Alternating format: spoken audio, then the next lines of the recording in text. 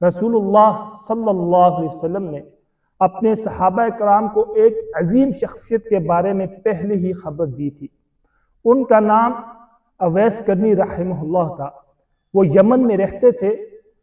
ان کے دل میں رسول اللہ صلی اللہ علیہ وسلم سے بے پناہ محبت تھی، لیکن ان کی والدہ بہت بوڑھی اور خدمت کی محتاج تھی۔ اویس کرنی رحمہ اللہ اپنی والدہ کی خدمت کو اتنی اہمیت دی کہ وہ مدینہ آ کر رسول اللہ صلی اللہ علیہ وسلم کی زیارت بھی نہ کر سکے، کیونکہ انہیں اپنی والدہ کو تنہا چھوڑنا گوارا نہ تھا۔ نبی کریم صلی اللہ علیہ وسلم نے حضرت عمر اور حضرت علی رضی اللہ عنہ سے فرمایا، تمہارے پاس یمن سے اویس بن عامر آئیں گے۔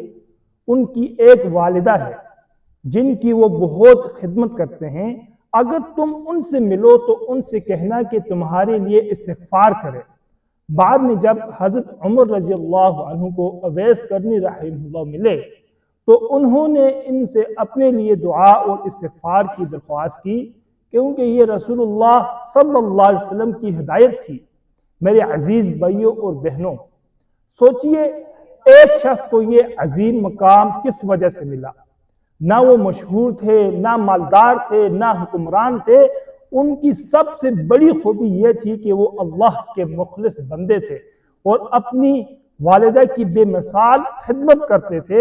آج ہم میں سے بہت سے لوگ دنیا کے لیے وقت نکالتے ہیں، لیکن والدین کے ساتھ چند منٹ محبت سے بات کرنے بھی کوتاہی کر جاتے ہیں۔ اگر آپ کے والدین زندہ ہیں تو ان کی قدر کیجئے۔ ان کی دعائیں دنیا اور آخرت دونوں کی کامیابی کا ذریعہ ہے۔ اللہ تعالی ہمیں اپنے والدین کی خدمت کرنے، ان کا احترام کرنے اور ان کی دعائیں حاصل کرنے کی توفیق عطا فرمائے۔ آمین یا رب العالمین۔